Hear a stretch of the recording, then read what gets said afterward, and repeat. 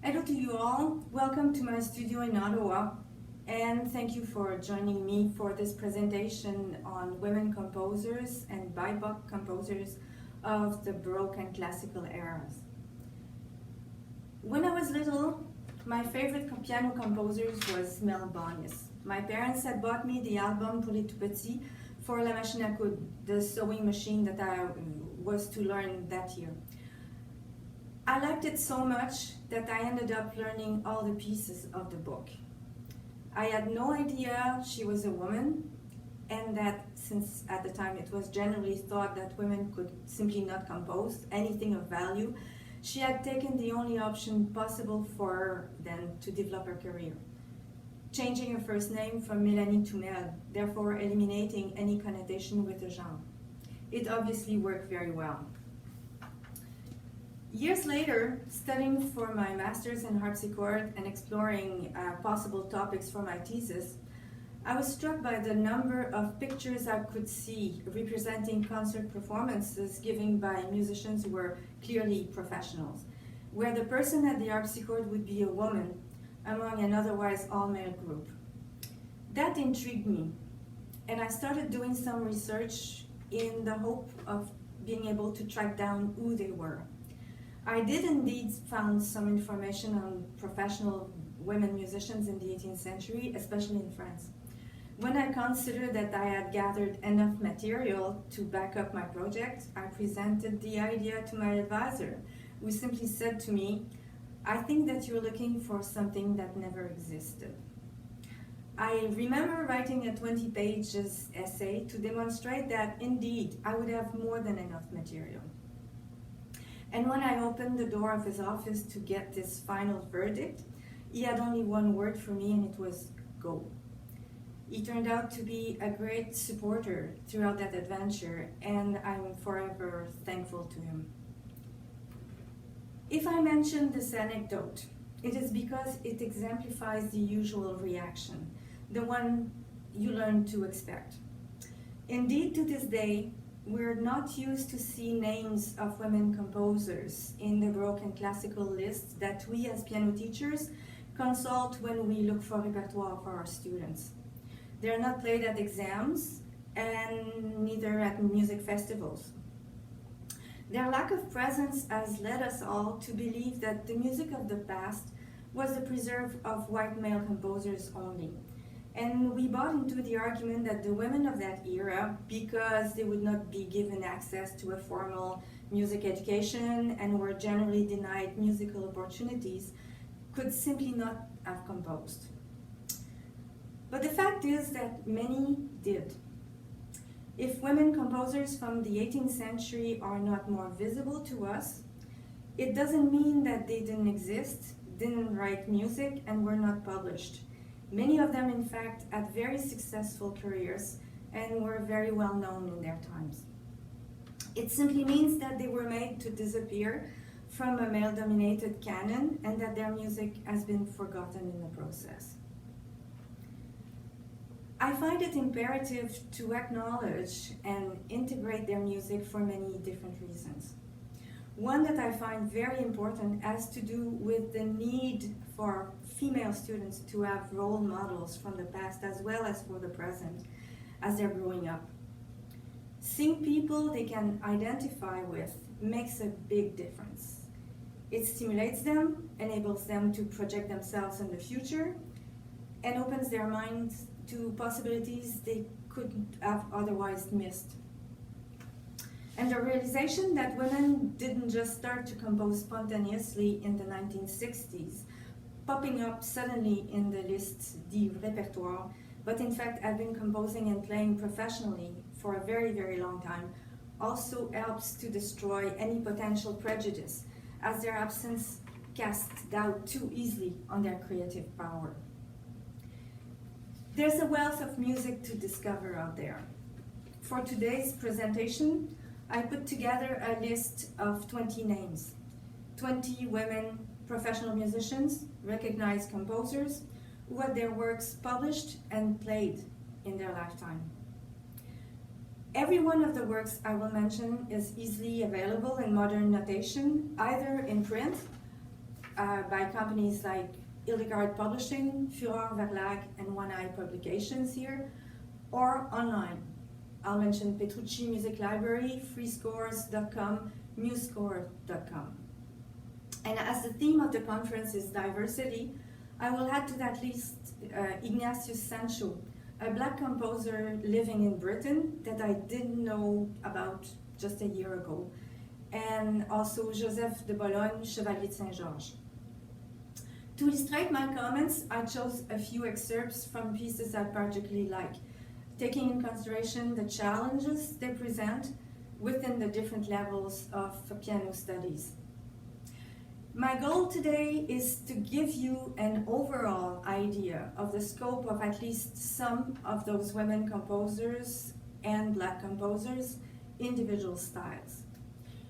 You can judge by yourself of the quality of their music.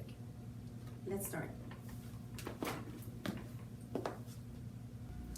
Elisabeth Claude Jacquet de la Guerre is for sure the best-known woman composer of the Baroque and classical eras, the most played, the most recorded. French, born into a family of musicians, composers, and harpsichord makers, where the father taught both his sons and his daughters equally. When King Louis XIV heard her play at his court, he was so impressed by her talent that he decided to get directly involved in her education. Very well known in her lifetime, she gave frequent concerts, always to great acclaim. She composed and she taught. Her reputation extended far beyond France. In Germany, Walter's German Lexicon, published in 1732, has a longer article on her than on her contemporary François Couperin. In his book on the lives of musicians during the reign of Louis XIV, Titon Dutillet puts 6 composers in his French parnassum, and she's one of them. She received commissions from the court, which was possible only for composers of undoubted importance in France. Her first pieces for harpsichord were published in 1787, one of only 4 collections of works for keyboard printed in France in the 17th century. Her second volume was published in 1707. I find personally her music very idiomatic for the harpsichord. The ornaments are a very important part of her style. And I chose 2 minuets that I think works well, move well from the harpsichord to the piano. The F major from the 4th suite of the first book, that would be about a level 3 piece. And the Menuet and Double in G minor from the 2nd suite of the first book also. That would be about a level 6 for a student.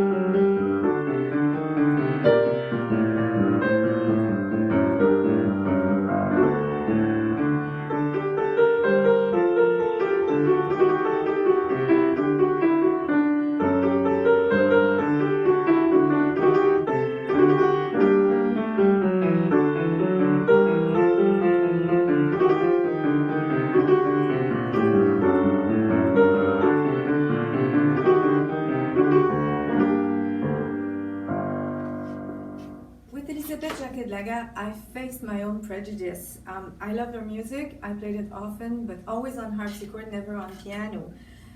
So I was a bit skeptical on how it would adjust to the particularities of the piano, because, as I said earlier, it's so idiomatic and because of all the ornaments. But I heard a few recordings on YouTube that I found quite convincing. So now, if I had a student interested mostly in jazz, for example, I would certainly introduce her or him to an unmeasured prelude like the D minor. And I would propose a piece like La Flamande to a more advanced students, let's say grade 9.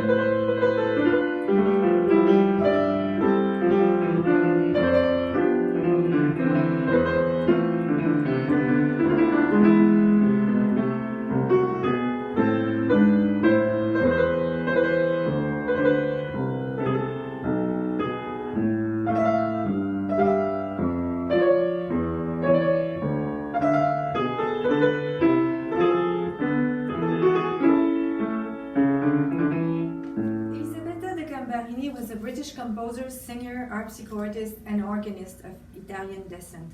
As a mezzo-soprano, she was heard frequently on the London stages, notably in some of Handel's oratorio. Her 6 sets of lessons for the harpsichord seem to have been the first collection of keyboard pieces by a woman composer published in England, and that was in 1748. The impressive list of over 200 subscribers attached to this publication include Handel himself, members of the royal family, and the ambassador of Denmark, which attest to her fame as a composer. I recorded for you the Menuet in F, that would be a level 1 piece, the Tambourin, about level 4, and excerpts from the Gigue, level 6, and the Sonata in D minor, opus 1, number 6, the first movement, that would be a good level 9.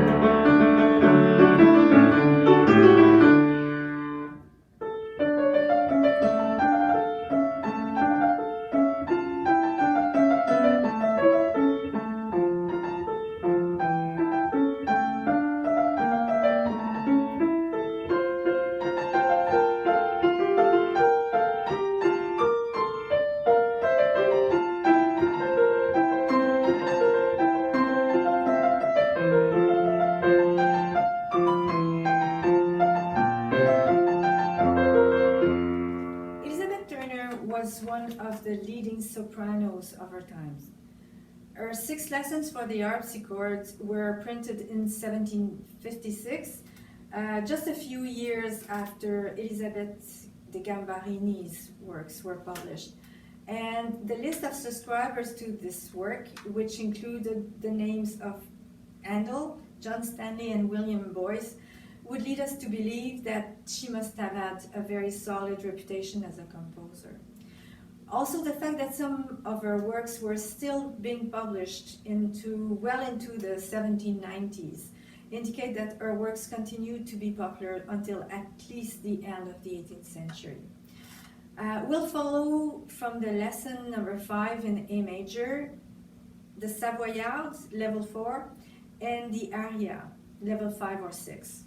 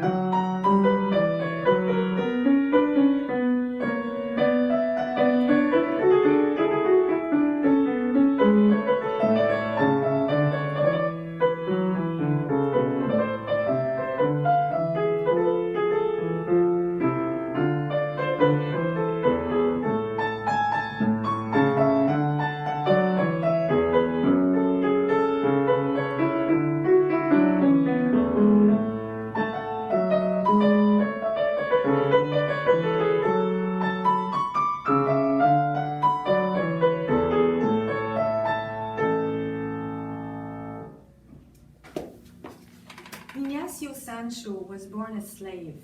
He was given at the age of 2 years old to 3 sisters living in Britain. And after many years at their service, he ran away to the house of the Duke of Montague, who lived nearby. The Duke and his wife rescued him, hired him as a free man, and supervised his education, which included music lessons. The patronage and the encouragement of the Duke and the Duchess led him to a very creative career. He wrote poetry, he wrote plays, essays, as well as composed songs and instrumental pieces.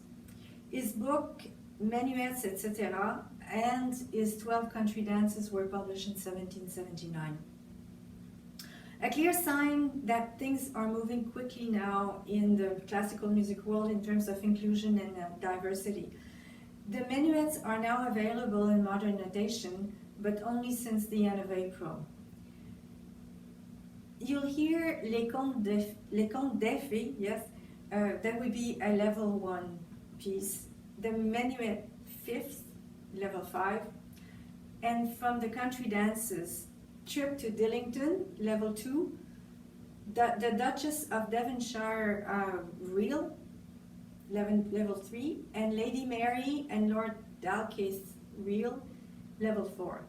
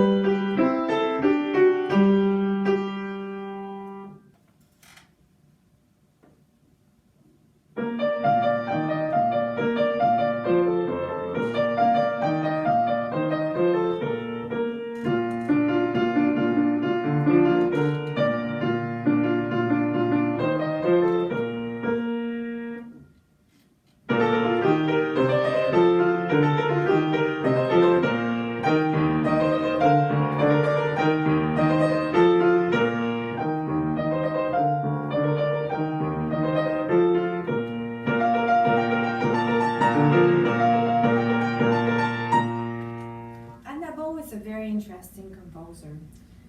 Both her parents were artists involved in music, her father being a man of the theater, and her mother a professional and very successful singer.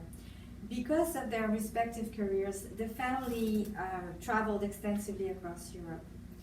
In 1756, Anna held the position of chamber music virtuosa at the court of Brandenburg-Kulmbach, and then she moved to the Esterházy court in 1762.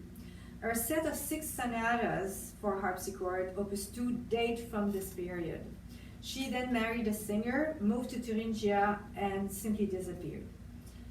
You'll hear the Andante in G minor, opus 2, number 2, the second movement of that sonata.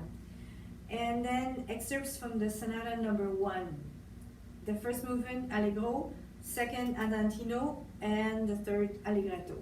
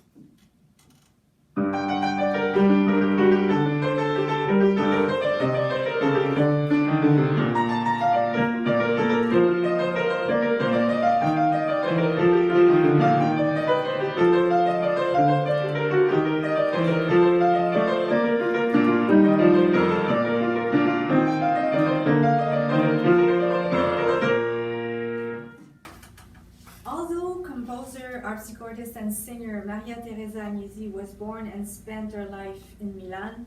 She seems to have been even more popular in Austria and Lombardy, thanks to the patronage of the Empress Maria Teresa and of Maria Antonia Walpurgis, Princess of Bavaria, herself also a very gifted composer.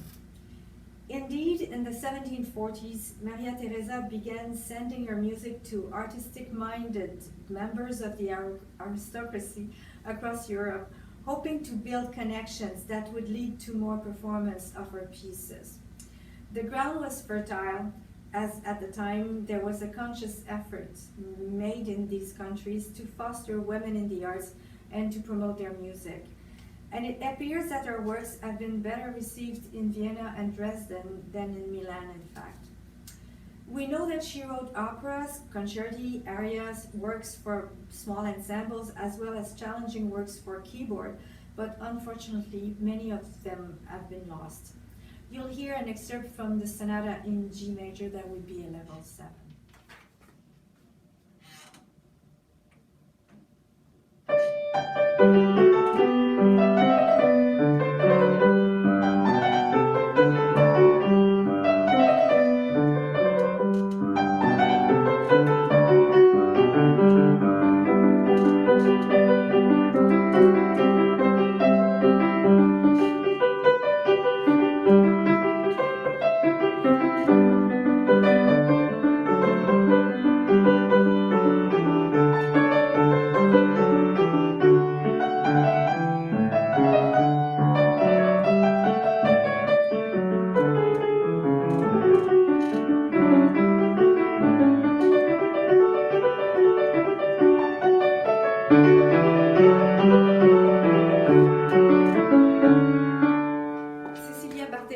She was also born into a family of musicians and performed both as a singer and a keyboard player from a very young age. She published at least 7 sonatas for the pianoforte or the harpsichord, and The Capture of the Cape of Good Hope, published in 1795, is a very good example of a popular genre at the time, the battle sonata celebrating military victory.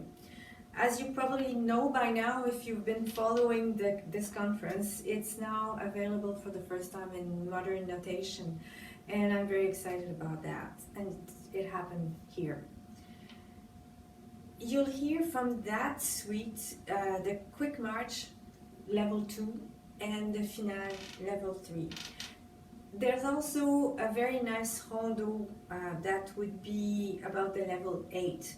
That's the third movement of her sonata in G major, opus 3.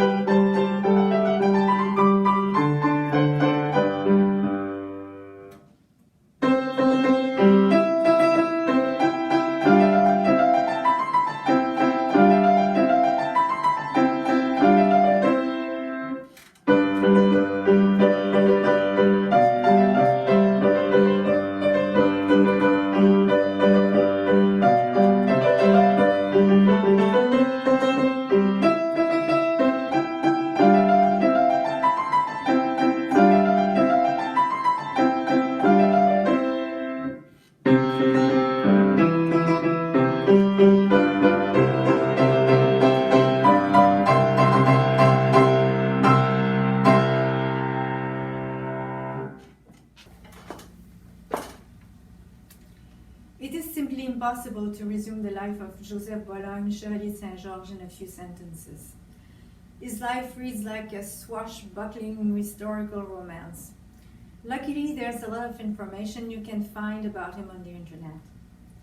Sometimes called the Black Mozart, he was a virtuoso violinist, a composer, concertmaster, then conductor of one of the leading symphony orchestras in France, as well as a renowned champion fencer.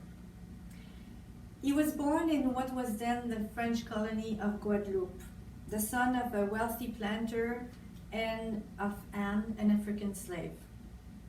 His father took him to France so he would receive a good education, and at 13 years old, Joseph entered an elite boarding school for sons of the aristocracy, where he mastered both the violin and the harpsichord, as well as studying composition.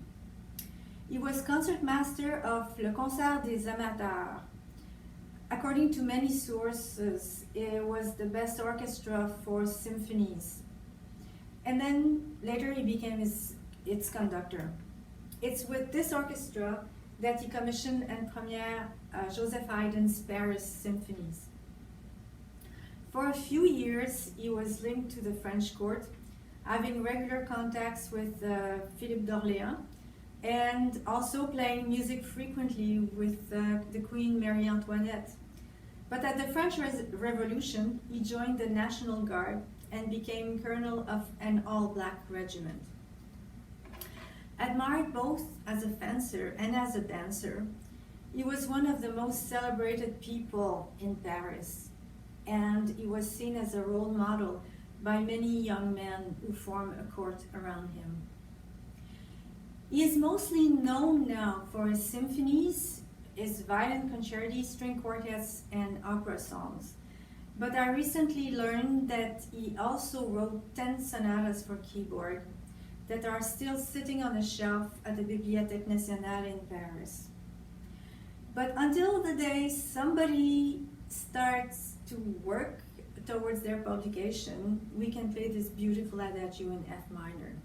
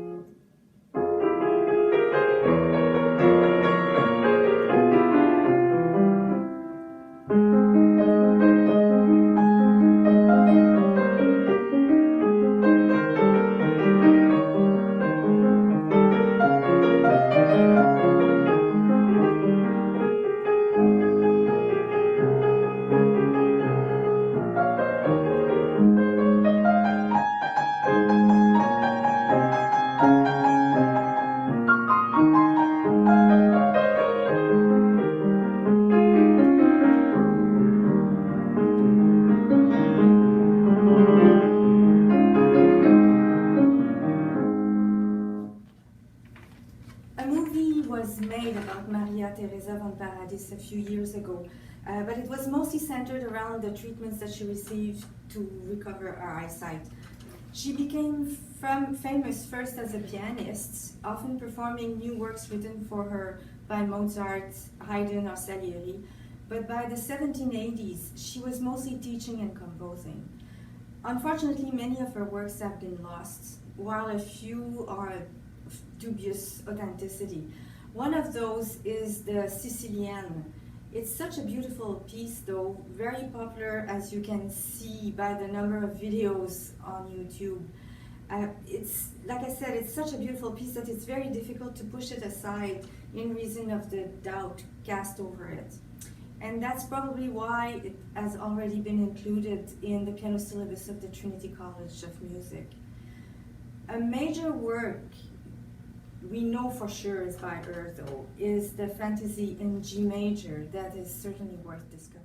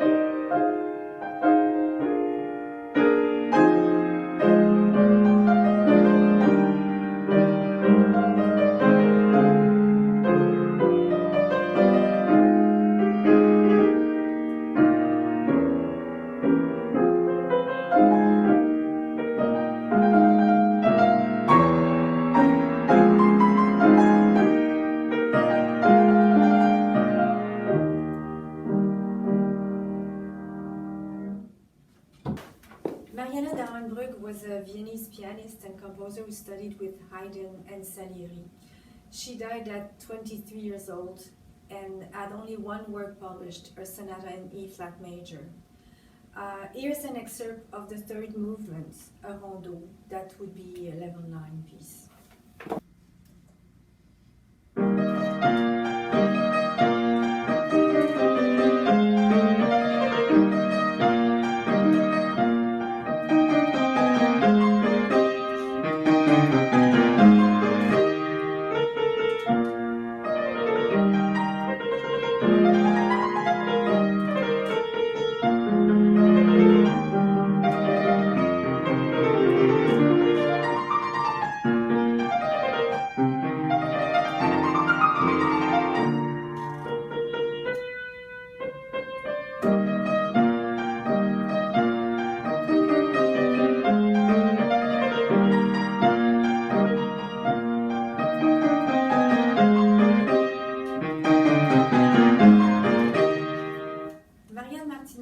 Lived in Vienna and also studied keyboard with Haydn. Our weekly musical soirée attracted the best-known musicians. Haydn was a frequent guest, and so was Mozart, who frequently played duets with her. She became an honorary member of the Accademia Filarmonica of Bologna, an honor that was coveted by musicians throughout Europe, and she was the first woman to receive it. The entrance to this academy marked the emergence of a composer to prominence, bringing commissions for major events from all over Europe. She indeed became a composer of repute, her name and music being clearly known across Europe. Of her 31 sonatas, we have only 3 left, in the Italian style and quite virtuosic. Some see in them a connection with the works of Carl Philipp Emanuel Bach, but the metaphor of Haydn in athletic mode would also be quite appropriate. So you'll hear excerpts of her first sonata in E major. That would be from level 8 to level 10, depending on the movements. Level 10, I would say the whole sonata.